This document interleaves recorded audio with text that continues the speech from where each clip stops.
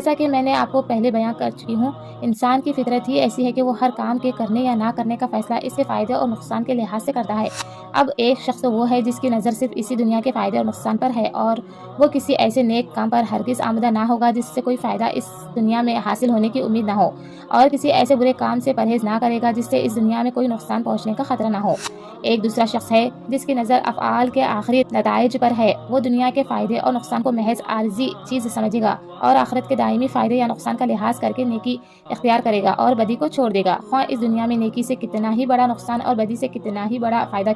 ہوتا ہو۔ دیکھو دونوں میں کتنا بڑا فرق ہو گیا۔ ایک کے نزدیک نیکی وہ ہے جس کا کوئی اچھا نتیجہ اس دنیا کی ذرات سی زندگی میں حاصل ہو جائے، مثلا کچھ روپے ملے، کوئی زمین ہاتھ آ جائے، کوئی عہدہ مل جائے، کچھ نیک نامی اور شہرت ہو جائے، کچھ لوگ واہ واہ کرے یا کچھ لذت یا خوشی حاصل ہو جائے،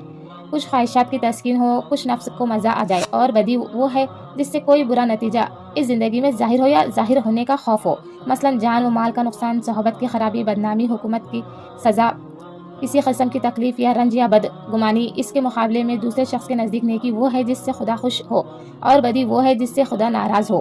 نیکی اگر دنیا میں اس کو کسی قسم کا فائدہ نہ پہنچائے بلکہ الٹا نقصان ہی نقصان دے، تب بھی وہ اس کو نیکی ہی سمجھتا ہے اور یقین رکھتا ہے کہ آخرکار خدا اس کو ہمیشہ باقی رکھنے والا فائدہ عطا کرے گا، اور بدی سے خواہ یہاں کسی قسم کا نقصان نہ پہنچے، نہ نقصان کا خوف ہو، بلکہ سراسر فائدہ ہی فائدہ نظر آئے، پھر بھی وہ اس کو بدی ہی سمجھتا ہے اور یقین رکھتا ہے کہ اگر میں دنیا کی اس مختصر زندگی میں سزا سے بچ گیا اور چند روز